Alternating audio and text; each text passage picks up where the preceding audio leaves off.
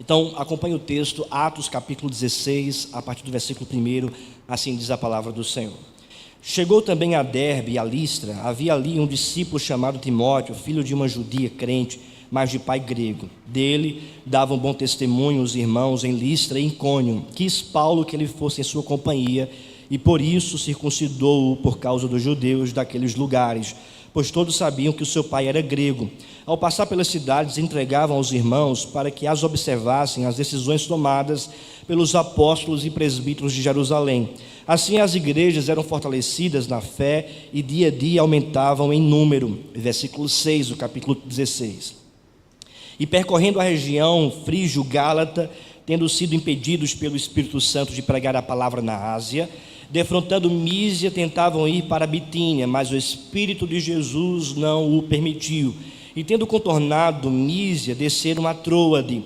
À noite sobreveio a Paulo uma visão na qual um varão macedônio estava em pé e lhe rogava, dizendo: passa a Macedônia e ajuda-nos. Assim que teve a visão, imediatamente procuramos partir para aquele destino, concluindo que Deus nos havia chamado para lhes anunciar o Evangelho. Versículo 11. Tendo, pois, navegado de Troade, seguimos em direitura a Samatrácia, no dia seguinte a Neápolis, e dali a Filipos, cidade da Macedônia, primeira do distrito e colônia. Nessa cidade permanecemos alguns dias. No sábado saímos da cidade para junto do rio, onde nos pareceu haver um lugar de oração, e assentando-nos falamos às mulheres que para ali tinham concorrido. Certa mulher chamada Lídia, da cidade de Tiatira, vendedora de púrpura, temente a Deus, nos escutava. O Senhor lhe abriu o coração para atender às coisas que Paulo dizia. Depois de ser batizada, ela e toda a sua casa nos rogou, dizendo: se julgais que eu sou fiel ao Senhor, entrai em minha casa e aí ficai. E nos constrangeu a isso. Até aí, irmãos, vamos orar. Senhor Deus, amado Pai, nós lemos a Tua palavra, te pedimos, ó Deus, a iluminação do Teu Espírito Santo para entendermos, que o Teu Espírito cative a nossa mente na Tua palavra, na Tua verdade, e que a Tua palavra traga, Senhor Deus, mudança, transformação, consolo, conforto, direção, vida para cada um de nós. Abre os nossos olhos, ó Deus, nos faz enxergar, nos faz contemplar as maravilhas da Tua palavra. Assim nós oramos em nome de Jesus. Amém. Quando, primeiramente, nós pensamos em plantar a igreja aqui no bairro Universitário, nós não pensamos em abrir uma igreja, nós pensamos em plantar uma igreja. E não plantar uma igreja para ter mais uma proposta de igreja para o público de Caruaru, não é isso. Mas plantar uma igreja para avançar com a mensagem do Evangelho aqui nessa região de Caruaru, uma região tão carente de igrejas bíblicas e do Evangelho do Senhor Jesus Cristo. Nós fizemos uma pesquisa de campo na cidade de Caruaru e percebemos que essa região aqui, Universitário, Maurício Nassau, Zé Carlos de Oliveira, Luiz Gonzaga, Nova Caruaru, puxando lá para onde eu moro, Luar de Caruaru, Nova Caruaru, do outro lado. Essa região é uma região carente de igrejas bíblicas reformadas, igrejas comprometidas com a palavra do Senhor.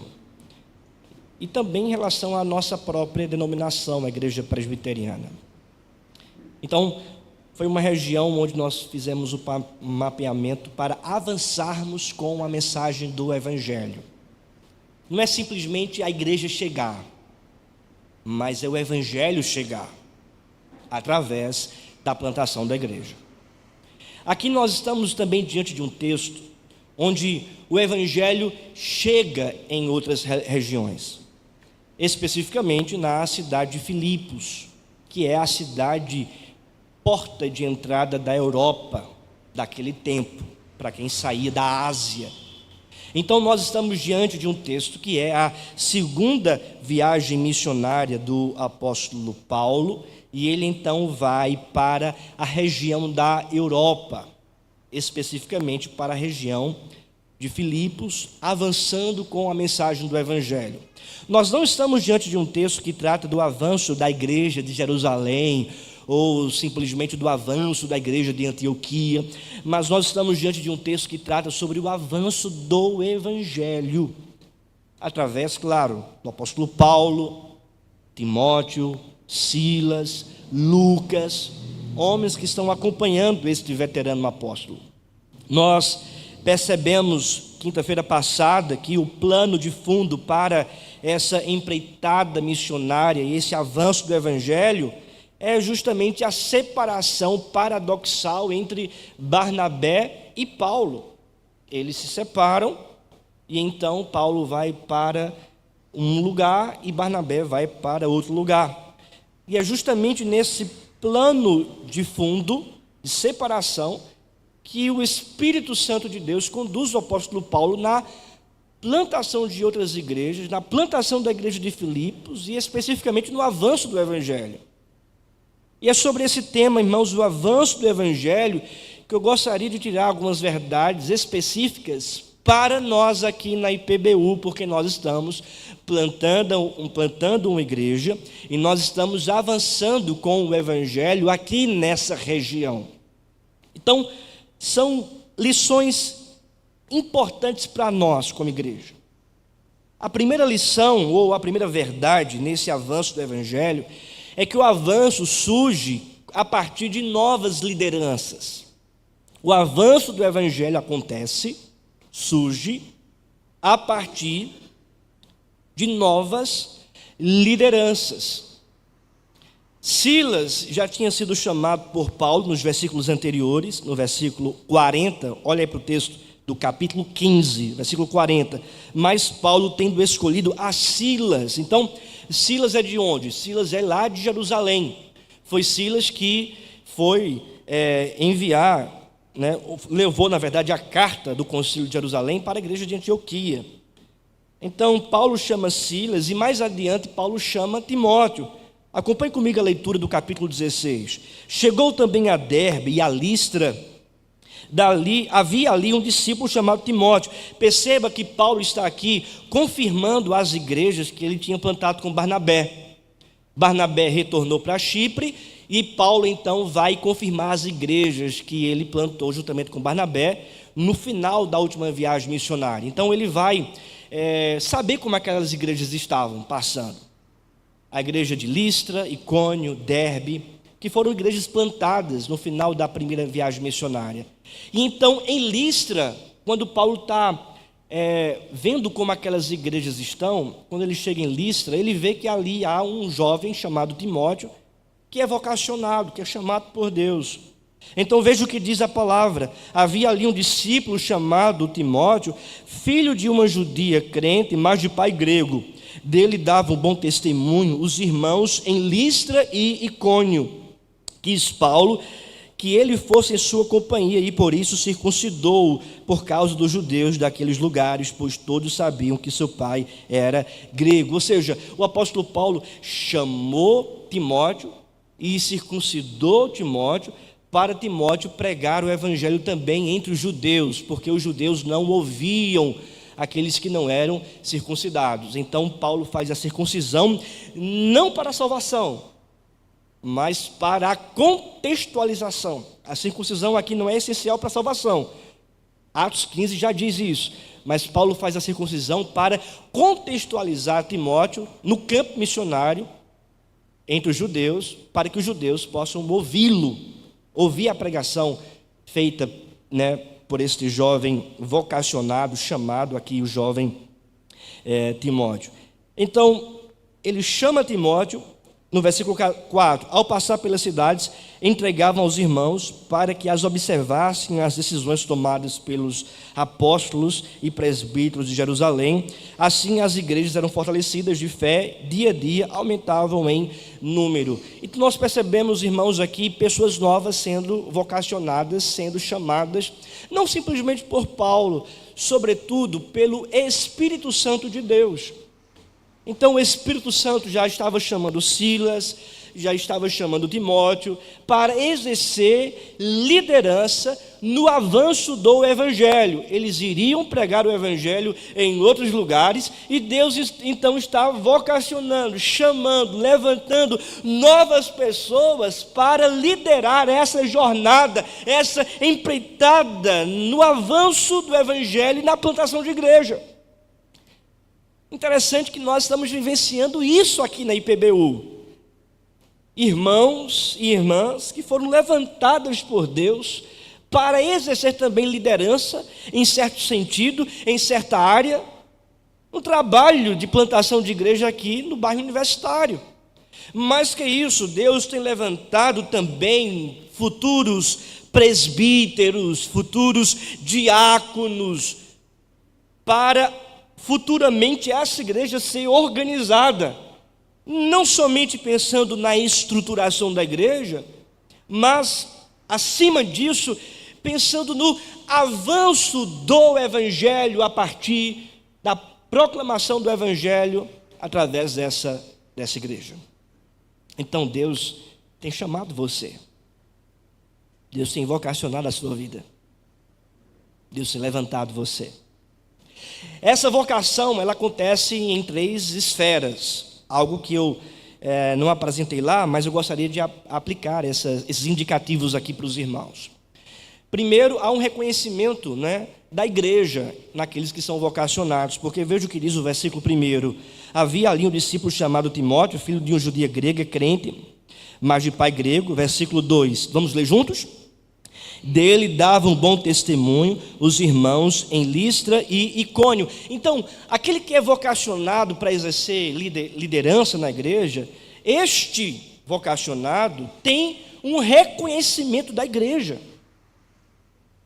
Os irmãos de Icônio, de Listra, viam em Timóteo, não, Timóteo tem bom testemunho, Timóteo tem perfil, Timóteo tem caráter, Timóteo tem humildade, Timóteo serve ao Senhor, ele é crente. A primeira coisa é essa, ser crente, ser convertido, porque diz o texto, havia ali um discípulo chamado Timóteo, filho de judia, crente, mas de pai grego, ou seja, ele faz parte dessa aliança, faz parte desse povo, dava bom testemunho, era um homem de Deus, era alguém que não apenas pensava na sua vocação, mas a sua vocação era reconhecida pela igreja. Então isso é muito importante, porque se alguém tem vocação, essa vocação é reconhecida pela igreja. A igreja tem que reconhecer. Se a igreja não reconhece, então não existe vocação. Não existe vocação. Existe, portanto, essa ligação entre vocacionado, chamado e igreja. Aqueles que estão sendo preparados para exercer uma liderança no presbiterato, para exercer liderança no presbiterato, tem que ter esse reconhecimento da igreja. A igreja tem que reconhecer isso. Para exercer diaconia, ser um futuro diácono, a igreja tem que reconhecer isso. Não, fulano dá bom testemunho, tem o perfil. Você que também tem sido chamado ou chamada por Deus para exercer uma função no corpo de Cristo, numa equipe, no ministério, num departamento, e até mesmo exercer uma liderança nessas equipes, esse chamado, esse ministério, no sentido de que você está atuando e realizando a função no corpo de Cristo, isso também tem a ver com o reconhecimento da igreja. Reconhecimento da igreja, testemunho interno do Espírito Santo, porque você vai perceber o Espírito Santo aqui conduzindo todas as coisas. A gente vai ver muito isso no versículo de número 8, 9, versículo 6 também, quando o Espírito de Jesus, 7, quando o Espírito de Jesus não o permitiu, você vai ver o Espírito Santo conduzindo esses vocacionados.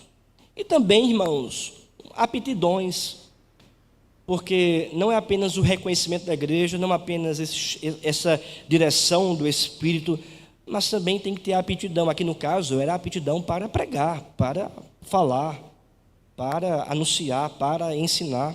Diz o texto que Silas era profeta no capítulo anterior. Então ele pregava a palavra. Então, aptidão para a função, a direção do Espírito Santo internamente, e terceiro, o reconhecimento da igreja. Diz o texto que ele foi circuncidado, Timóteo foi circuncidado. Então, a liderança tem que ser preparada. Paulo preparou Timóteo para exercer uma função, pregar o evangelho entre os judeus. Então circuncidou. A circuncisão literalmente é um corte, e corte sangra, corte dói, a preparação dói, a capacitação sangra.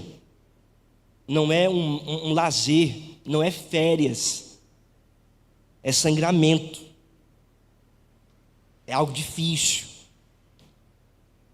Nós vamos começar um breve curso com os irmãos que estão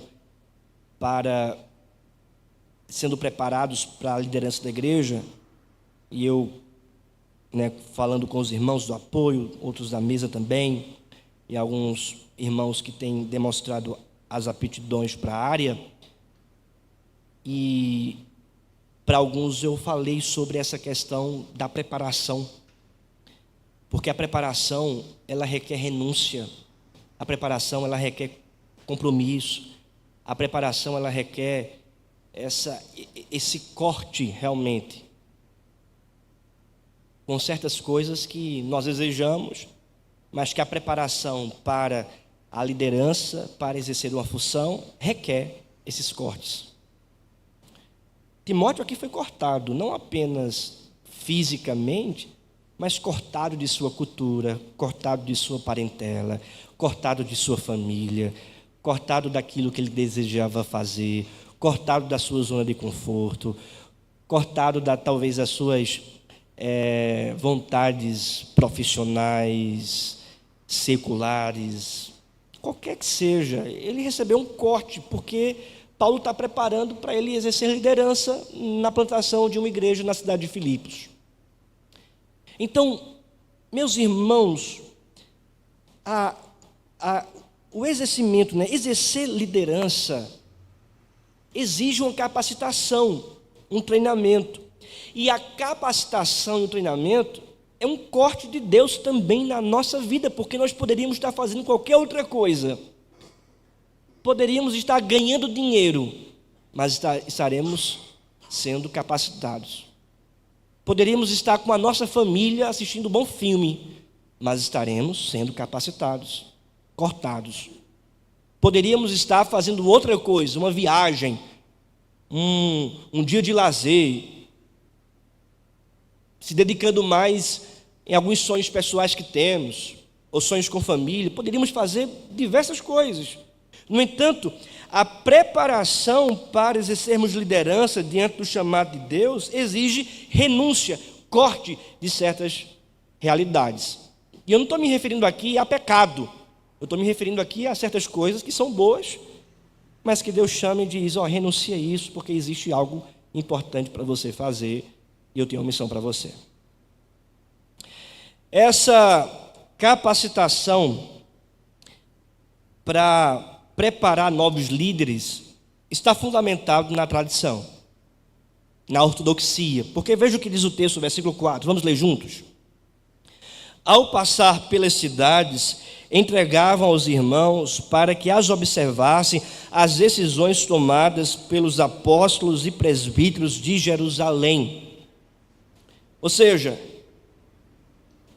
isso está acontecendo em sintonia com a tradição da igreja. A palavra aqui, irmãos, decisões, no grego é literalmente dogma. Literalmente, dogma. O dogma que estava sendo entregue às igrejas, que estava sendo entregado às igrejas. Que decisões eram essas? Que dogma era este? Era a decisão dos presbíteros de Jerusalém, em Atos capítulo 15. Então você percebe que a capacitação, o treinamento, o corte, novas lideranças surgindo, Isso está tudo em sintonia, em comunhão com o dogma da igreja, com a tradição da igreja, com a doutrina da igreja, com o entendimento da igreja. Não é apenas algo espiritual no sentido de que é o Espírito Santo sozinho atuando, não, é o Espírito Santo atuando na palavra, na doutrina, no ensinamento. É isso que o Espírito Santo vem fazendo aqui em Atos capítulo 16, do versículo 1 ao versículo de número 5. Perceba as decisões tomadas pelos apóstolos e presbíteros de Jerusalém. Versículo 5, vamos ler juntos? Assim as igrejas eram fortalecidas na fé e dia a dia aumentavam em número. Ou seja, eles estavam avançando numericamente, a igreja estava aumentando numericamente. Talvez alguém pense, não, doutrina, dogma, tradição vinda de um concílio, isso destrói a igreja. Doutrina tira o fogo da igreja. Doutrina faz com que a igreja diminua em números, em membros. Não é isso que a gente vê aqui. Pelo contrário, o que a gente vê aqui é o dogma da igreja sendo apresentado, as decisões do presbitério de Jerusalém sendo apresentada para as igrejas, e diz a palavra que as igrejas eram fortalecidas e elas cresciam em número, aumentavam em número. Doutrina, irmãos, aumenta a igreja. Doutrina fortalece, mas aumenta a igreja. O número dos eleitos vão aumentando, porque doutrina não é enfadonha. Pelo contrário, doutrina fortalece, doutrina chama. Doutrina não apenas capacita, prepara, mas doutrina chama também a atenção daqueles que vão ouvir o Evangelho e vão crer no Evangelho, porque diz a palavra que aumentava em número. Aumentava em número. Amém. Tem muita gente que pensa que doutrina mata a igreja, né? Esfria o crente. Tem muita gente que acha isso, que doutrina é algo ruim. O povo diz, né? Doutrina de homens, né? Mas não é isso que a palavra diz. Eles estavam sendo fortalecidos no dogma, na doutrina, nas decisões tomadas pelos apóstolos. E isso fortalecia a igreja e a igreja crescia em número. Então, meus irmãos, a primeira verdade é essa, que essa igreja, ela avançava, ou melhor, o evangelho aqui avançava no surgimento de novos líderes, o surgimento de uma nova liderança. Será que Deus não está chamando você? Será que Deus não está vocacionando você? Será que você que está ouvindo essa mensagem aqui, ou está assistindo aí pelo YouTube, será que Deus não está chamando você, vocacionando você? Abrindo a sua mente para entender que você precisa avançar, precisa fazer aquilo que Ele tem para você fazer. Segunda verdade, o Evangelho avança com o direcionamento do Espírito Santo. Vamos ler o texto, versículo 6. E percorrendo a região frígio-gálata, tendo sido impedidos pelo Espírito Santo de pregar a palavra na Ásia, defrontando Mísia, tentavam ir para Bitínia, mas o Espírito de Jesus não o permitiu. E tendo contornado a Mísia, desceram a Troade. À noite sobreveio a Paulo uma visão na qual um varão macedônio estava em pé e rogava, dizendo: passa a Macedônia e ajuda-nos. Assim que teve a visão, imediatamente procuramos partir para aquele destino, concluindo que Deus nos havia chamado para lhes anunciar o Evangelho. Então, o Espírito Santo aqui está atuando, direcionando aqueles irmãos no avanço do Evangelho. Primeiramente, diz que percorrendo a região frígio-gálata, tendo sido impedidos pelo Espírito Santo de pregar a palavra na Ásia. Primeiramente, irmãos, temos aqui uma negativa, mas uma negativa, digamos assim, no bom sentido.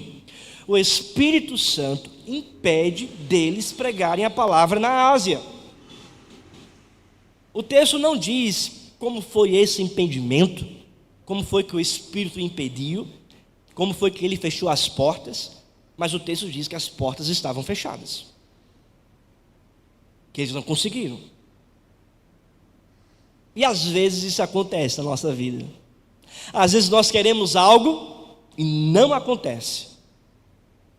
É Deus impedindo. Às vezes nós pensamos que devemos percorrer por um lado e Deus impede. Queremos fazer a obra do Senhor, tomando essas decisões, e o Espírito Santo não deixa, impede de alguma forma.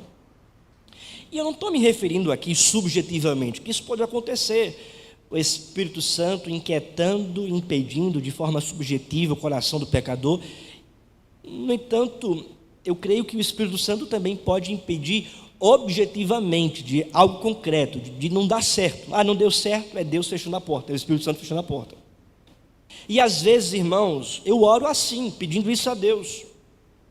Deus, se não for da tua vontade, se não for bom para mim, se não for o melhor para nós, que o Senhor não permita. Que o Senhor não permita eu dar um passo sem que for da tua vontade.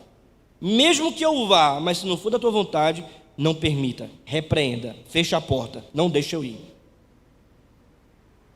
Nós precisamos orar também assim. E precisamos também, irmãos, entender a direção do Espírito Santo, para a gente não ficar como criança mimada, batendo o tempo todo e ouvindo a direção do Pai e sem querer obedecer a direção do Pai. Porque perceba o verso 7. Defrontando Mísia, tentavam ir para Bitínia, mas o Espírito de Jesus não o permitiu.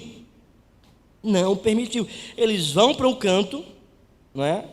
E então não pode, são impedidos. Vão para Bitínia, são impedidos.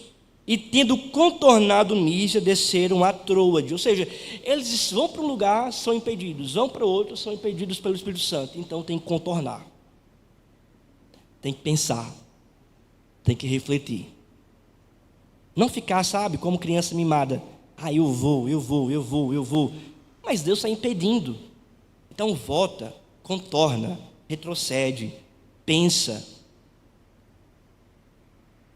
Vai refletir, vai entender, vai orar. Versículo 9. À noite sobreveio a Paulo uma visão, na qual um varão macedônio estava em pé e rogava, dizendo: passa a Macedônia e ajuda-nos. Assim que teve a visão, imediatamente procuramos partir para aquele destino, concluindo que Deus nos havia chamado para lhes anunciar o Evangelho. Então, diz a palavra que sobreveio uma visão, na qual um varão macedônio estava em pé e lhe rogava, dizendo: passa a Macedônia e ajuda-nos. O Espírito Santo impediu de um lado, mas apresentou a visão de outro lado, de um varão da Macedônia, para eles irem para a Macedônia, para a região de Filipos. Ou seja, o Espírito Santo estava mostrando para ele, para Paulo, o caminho que eles deveriam seguir. O Espírito Santo estava conduzindo a obra. E aqui é um ponto muito importante, irmãos. A igreja avança porque ela é conduzida pelo Espírito Santo de Deus. E a igreja avança na proclamação da palavra, porque diz o texto, concluindo que Deus os havia chamado a anunciar o Evangelho. Então é o Evangelho que está sendo proclamado, é o avanço do Evangelho, é a proclamação do Evangelho. E esse Evangelho, portanto, está sendo direcionado pelo Espírito Santo na proclamação no lugar certo, no momento certo, com a estratégia certa. É o Espírito Santo, portanto, que dirige a obra missionária. É o Espírito Santo que conduz a nossa jornada na plantação de igreja. É o Espírito Santo que deve conduzir a nossa pregação. É o Espírito Santo que deve conduzir a nossa estratégia de evangelização. É o Espírito Santo que deve conduzir a nossa vida na proclamação do Evangelho em nosso lar, para aquelas pessoas, para aqueles familiares que ainda não ouviram o Evangelho. Nós não devemos entrar em debates frívolos, em discussões que não levam a lugar algum, mas nós devemos, irmãos, ser guiados pelo Espírito Santo, e certamente alguém guiado pelo Espírito Santo será um canal da proclamação eficaz do Evangelho. Precisamos ser cheios do Espírito Santo, totalmente inundados pelo Espírito Santo, completamente cheios da presença de Deus, para que a nossa jornada aqui no bairro Universitário seja uma jornada não dirigida por homens, sobretudo dirigida pela ação do Espírito Santo através da igreja. A agenda missionária não está no homem, mas no Espírito de Deus. A agenda missionária não pertence às pessoas, mas pertence a Deus. A direção missionária não é uma atribuição do pecador, mas é uma atribuição divina. Precisamos entender a direção do Espírito Santo. Ele fecha uma porta, fecha outra, nos corta e abre um lugar. Vai nesse lugar, prega o Evangelho, anuncia o Evangelho. Perceba um indicativo que eu trago para a IPBU, para nós, é a menção que Lucas faz de Paulo no versículo 9. Veja o que diz a palavra. À noite sobreveio a Paulo uma visão. A visão foi dada a quem? A Paulo. Paulo estava com quem? Paulo estava com Silas, com Timóteo e também com Lucas.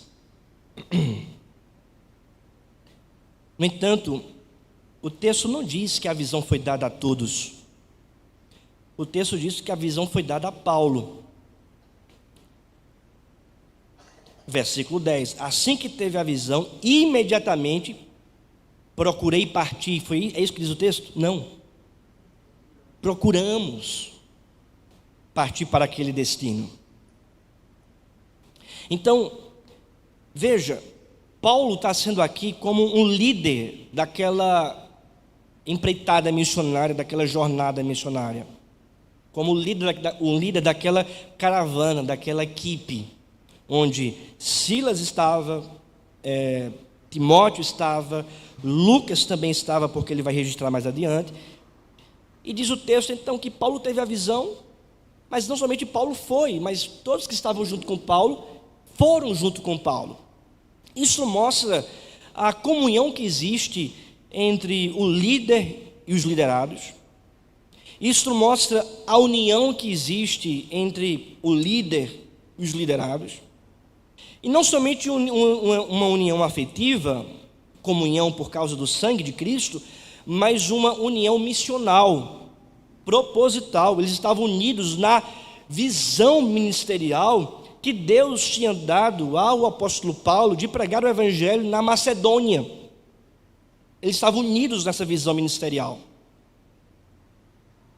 Eles não estavam unidos na visão ministerial de Barnabé, por exemplo, de pregar o Evangelho em Chipre. É errado pregar o Evangelho em Chipre? Não.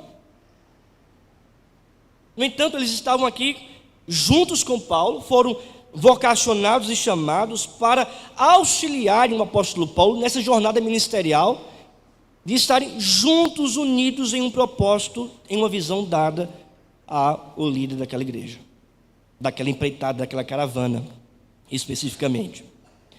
Isso nos chama a atenção, irmãos, porque Deus, Ele nos dá também uma visão ministerial. Embora existam, várias igrejas locais, presbiterianas, no entanto, em cada igreja local existe uma visão ministerial.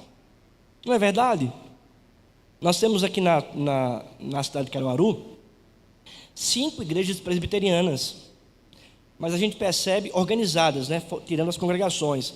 Mas nós percebemos, por exemplo, que cada igreja tem a sua visão ministerial, a sua direção, o seu foco.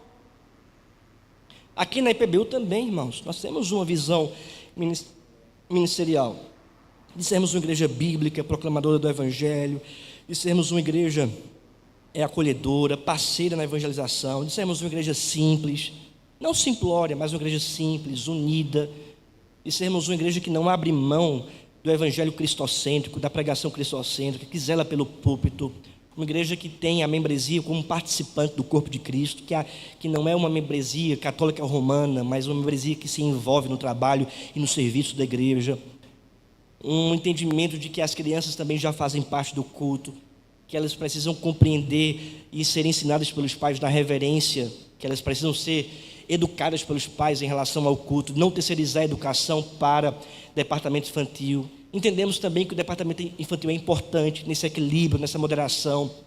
Temos a EBD com classe para todas as crianças da nossa igreja. Compreendemos que precisamos ter parceria com outras igrejas na proclamação do Evangelho de Cristo.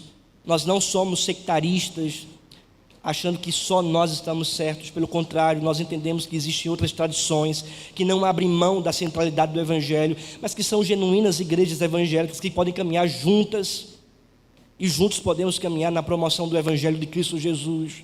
Existe uma visão ministerial no sentido de avançarmos como igreja aqui na IPBU, no bairro universitário, de plantarmos outras igrejas em Santa Cruz, em Agrestina, em outras cidades, que o Espírito nos conduzir de acordo com a soberana vontade de Deus. Existe uma visão ministerial aqui na IPBU, e essa visão ministerial precisa estar em sintonia com os demais irmãos, consolidada com os demais irmãos, enraizada essa visão nos demais irmãos, a fim de que todos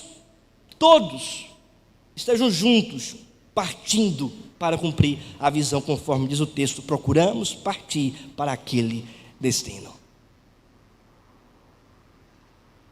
Amém, irmãos? Assim que teve a visão, imediatamente procuramos partir para aquele destino, concluindo que Deus nos havia chamado para anunciar o Evangelho. Não vai dar tempo de pregar o ponto seguinte, porque tem muitas informações ainda para apresentar. Vou apresentar no próximo culto. No entanto, eu gostaria de concluir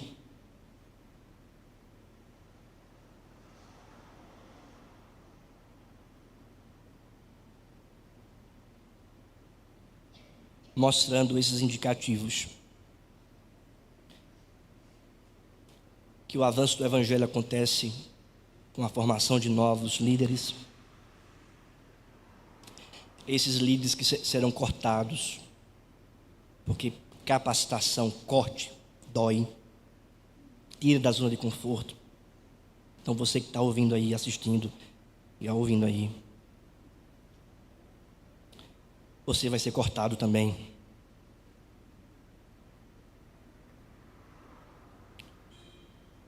Quando eu ou alguém te chamar para o trabalho, lembre-se, Deus está te cortando, te preparando. Diga assim: eis-me aqui, Senhor. Lembre-se que isso está totalmente em sintonia com a tradição da igreja. As decisões eram entregues, a igreja era fortalecida. Lembre-se disso. Nós estamos estudando o quê? A confissão de fé do Westminster. Não é? Nós estamos estudando a nossa tradição, as doutrinas mais importantes da fé cristã. Nós estamos estudando. Lembre-se que existe uma direção do Espírito Santo para nós avançarmos. Não é pela nossa força, não é pelas nossas estratégias, irmãos, é pelo poder do Espírito Santo. A gente pode criar várias estratégias para alcançar as pessoas aqui, mas tudo será vão se o Espírito Santo não tiver. Não devemos procurar novos mecanismos, mas precisamos retornar para sermos uma igreja cheia do Espírito Santo. Porque Deus não unge métodos, conforme disse A.M. Bounds, né? Deus não unge métodos, mas unge homens e mulheres de oração. Então, homens e mulheres de oração, quando pregam o Evangelho, o Espírito Santo está atuando, em detrimento da estratégia. Lembre-se também que Deus dá a visão ministerial, né, para o líder da igreja, para o pastor da igreja, para os presbíteros da igreja, para aqueles que forem eleitos. Deus vai dar a visão ministerial. E essa visão, ela deve ser também confirmada em toda a igreja, a fim de que todos possam caminhar juntos, unidos, no mesmo propósito, na mesma missão.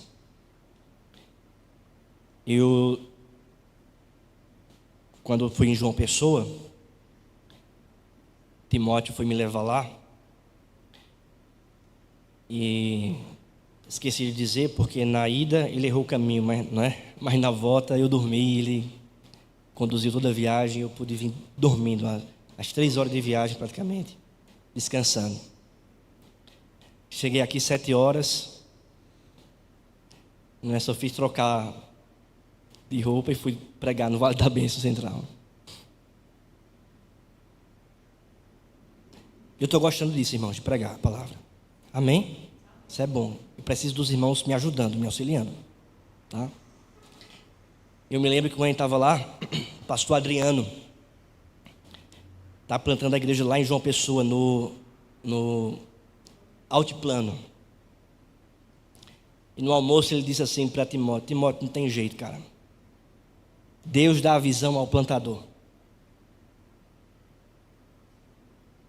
E essa visão, ela é passada para os irmãos, para a igreja, mas Deus dá a visão para o plantador que está plantando, Deus dá a visão para ele. E foi isso que aconteceu aqui. Existia um desafio enorme para nós, mas demos um passo de fé. Ele até brincou, porque ele disse: todo plantador é um pouco louco, porque dá alguns passos de fé que às vezes as pessoas não entendem. Mas ele disse: olha, é uma visão que Deus dá, e a gente só obedece. E a gente vê então da providência de Deus. É algo que a gente tem visto aqui também, não é, Reginaldo? Pedro, é algo que a gente tem visto aqui também. Que Deus tem dado essa visão, não somente a mim, mas a todos os irmãos, de plantarmos essa igreja no temor do Senhor. Vamos orar?